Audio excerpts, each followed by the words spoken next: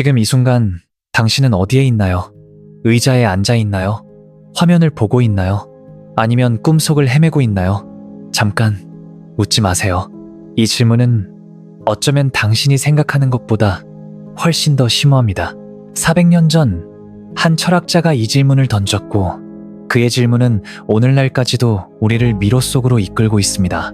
그의 이름은 르네 데카르트. 그리고 오늘 우리는 그의 회의주의를 따라 꿈과 현실의 경계를 탐구할 겁니다.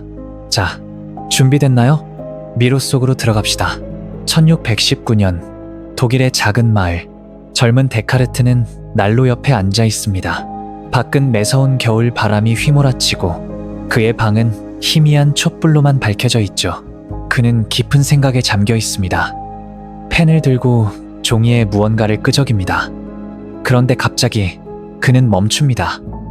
그의 눈이 불안하게 흔들립니다. 방금 떠오른 질문 때문입니다. 내가 지금 꿈을 꾸고 있는 건 아닐까?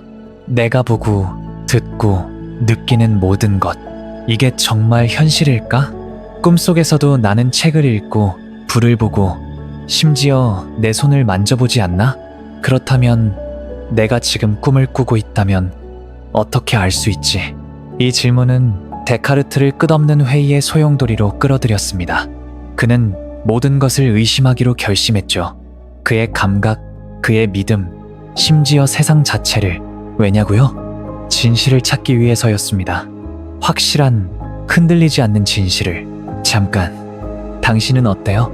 지금 이 순간 당신이 꿈을 꾸고 있지 않다고 어떻게 확신하나요? 그냥 알지라고 말하고 싶나요? 좋아요. 하지만 잠깐 생각해 봅시다. 꿈속에서 당신은 얼마나 자주 이건 꿈이야 라고 깨달았나요? 대부분의 꿈은 현실처럼 느껴지죠. 당신이 아침에 일어나기 전까지는요, 데카르트는 이렇게 말했어요. 감각은 우리를 속일 수 있다. 당신도 혹시 속고 있는 건 아닐까요? 상상해 보세요. 당신은 지금 미로 안에 서 있습니다. 벽은 흐릿하고 길은 끝없이 이어져 있죠. 어디로 가야 할지 모릅니다. 이 미로가 당신의 꿈이라면, 아니면 이게 현실이라면? 데카르트는 이 미로를 헤매며 하나의 질문을 던졌습니다. 내가 믿을 수 있는 건 대체 뭐지? 데카르트는 현실을 의심하기 위해 3가지 강력한 도구를 사용했어요. 첫 번째는 감각의 오류였습니다. 파리의 번잡한 시장을 걷고 있다고 상상해 보세요. 멀리서 탑이 보입니다. 그런데 가까이 다가가니 탑이 왜곡되어 보이던 게 착각이었음을 알게 되죠. 데카르트는 이런 경험을 떠올렸어요. 우리의 눈은 우리를 속일 수 있다. 멀리 있는 것은 작게 보이고 물속의 막대기는 꺾인 것처럼 보이지. 감각은 믿을 만한 가이드가 아니에요. 두 번째 도구는 꿈의 가능성이었습니다. 당신은 침대에 누워 잠을 자고 있죠. 그런데 꿈속에서 당신은 친구와 카페에 앉아서 커피를 마시고 있어요. 커피 향, 의자의 질감, 친구의 웃음소리, 모든 게 생생합니다. 그러다 갑자기 알람이 울리고 깨어납니다. 뭐야? 꿈이었어? 데카르트는 이렇게 물었죠. 지금 내가 경험하는 이 모든 게 꿈이라면 어떻게 구분할 수 있지? 마지막, 3번째 도구는 악마의 속임수였습니다. 데카르트는 상상했어요. 만약 어떤 전능한 악마가 나를 속이고 있다면, 내가 보고, 듣고, 믿는 모든 걸 조작하고 있다면, 하늘의 파란색, 이 GI, 이사라는 사실, 심지어 내 몸의 존재까지도 거짓일 수 있지 않을까? 이제 데카르트는 모든 걸 의심했어요. 세상, 그의 몸, 심지어 수학적 진리까지. 그는 완전한 회의의 바닥에 도달했죠. 그런데 이 어둠 속에서 그는 한 줄기 빛을 발견했습니다. 데카르트는 이렇게 생각했어요. 내가 모든 걸 의심하고 있어.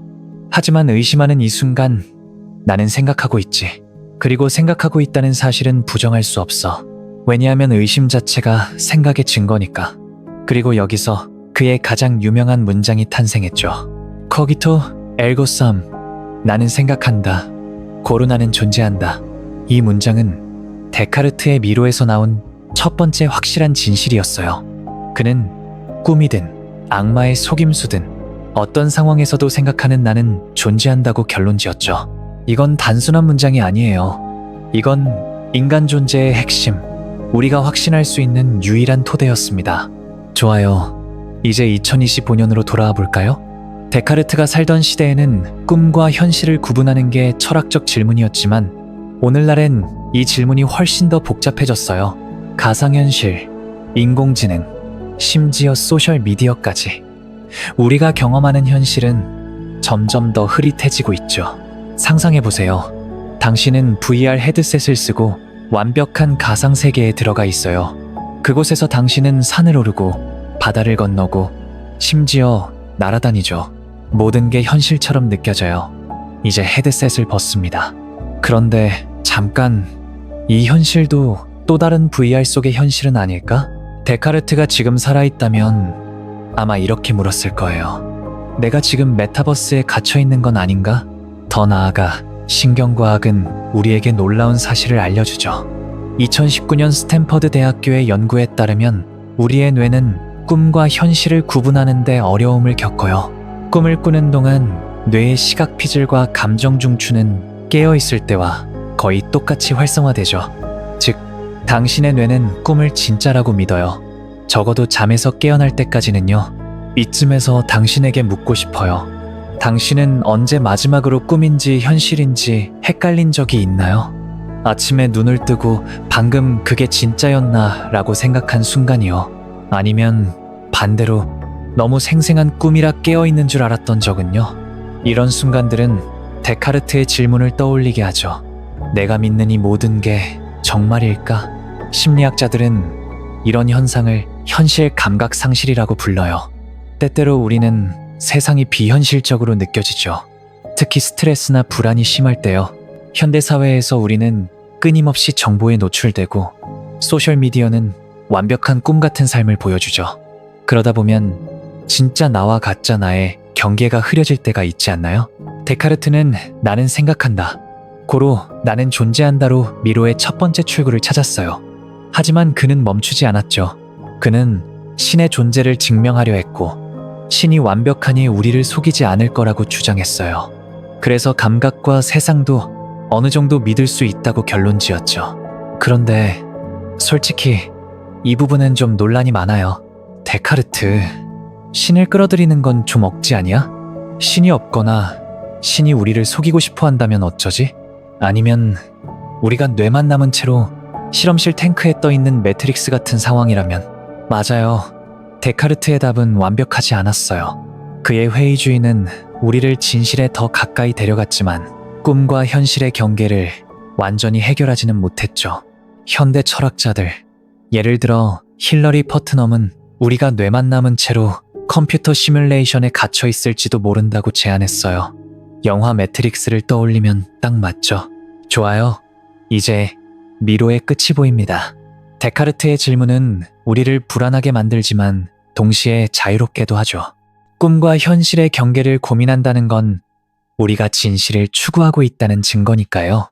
그렇다면 우리는 어떻게 살아가야 할까요? 몇 가지 제안을 드릴게요. 의심을 즐겨라. 데카르트처럼 모든 걸 한 번쯤 의심해보세요. 소셜미디어에서 본 뉴스, 친구가 전한 소문, 심지어 당신의 믿음까지. 의심은 당신을 더 깊이 생각하게 만듭니다. 마음 챙김, 명상이나 심호흡을 통해 지금 이 순간에 집중해보세요. 꿈에서는 시간과 공간이 흐릿하지만 현실에서는 손끝의 감각, 숨소리가 생생하죠. 대화의 힘. 당신의 의심과 질문을 친구, 가족 혹은 커뮤니티와 공유해보세요. 데카르트는 혼자 고민했지만 우리는 함께 생각할 수 있죠. 창의적 탐구. 꿈과 현실의 경계는 예술, 문학, 과학에서 영감을 줍니다. 당신의 불확실함을 그림, 글 혹은 새로운 아이디어로 표현해보세요. 자, 이제 미로의 출구에 다다랐습니다. 하지만 진실을 말하자면 이 미로는 끝이 없어요. 꿈과 현실의 경계는 우리가 살아가는 한 계속해서 우리를 도전하게 만들죠. 데카르트는 우리에게 가르쳐줬어요. 의심은 무서운 게 아니라 우리가 진실에 다가가기 위한 첫걸음이라고요. 그러니 오늘 밤 잠자리에 들 때 한번 생각해보세요. 내가 지금 꿈을 꾸고 있나? 그리고 미소 지으며 잠들어도 괜찮아요. 왜냐하면 꿈이든 현실이든 당신은 생각하고 있으니까요. 그리고 데카르트가 말했듯이 그것만으로도 당신은 존재합니다. 마지막으로 당신의 생각을 듣고 싶어요. 당신은 꿈과 현실을 어떻게 구분하나요? 혹시 데카르트의 미로에서 빠져나올 당신만의 비법이 있나요? 댓글로 공유해주세요. 그리고 이 질문들이 당신을 계속해서 사색의 세계로 이끌길 바라요. 자, 그럼 지금 이 순간 당신은 꿈을 꾸고 있나요?